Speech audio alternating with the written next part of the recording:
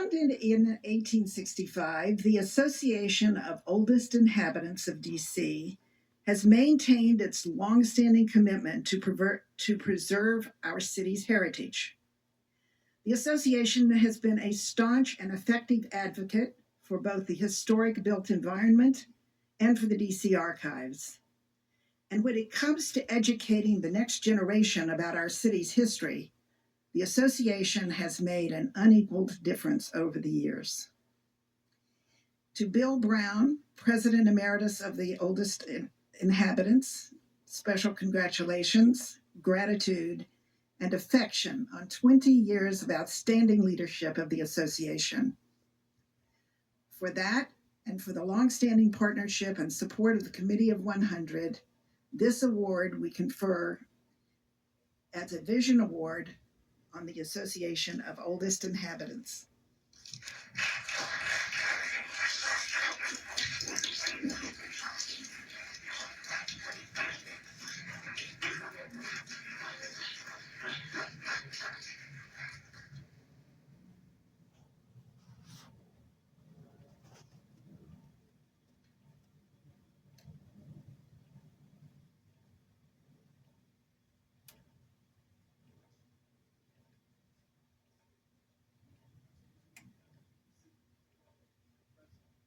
Was to be her wingman.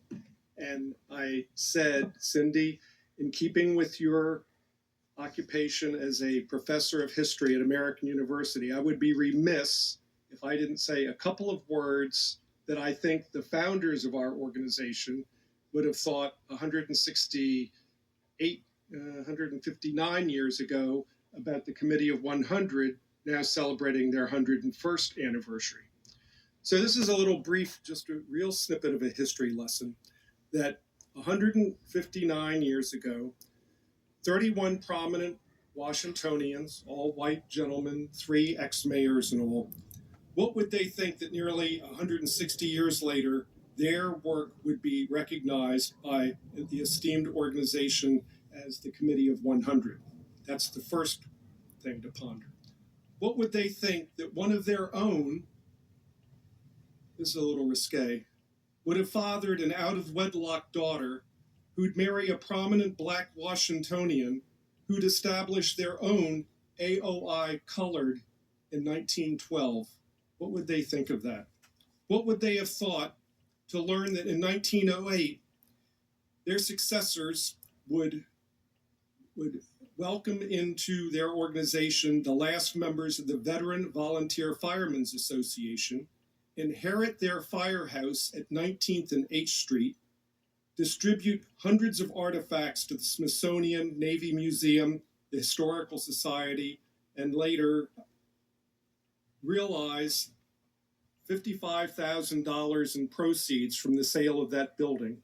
And what would they have thought to learn that those proceeds, along with $15,000 from their longest-serving president, Theodore Noyes of the Washington Star, would fund nearly $500,000 in years in support over the next 60 years. What an unforeseen World War ending in 1918 would result in 530 DC war dead, and that 92 years later, their organization would not only save an iconic DC war memorial on the Mall, but at the encouragement of Phil Mendelssohn, yes, on their 90th anniversary of that observance, would 10 years later, on the centennial of the dedication of the 16th Street Tree Memorial in honor of the DC World War I dead, would commemorate and rededicate that 2-mile-long stretch of a memorial dedicated to those 530 DC war dead. What indeed would they have thought?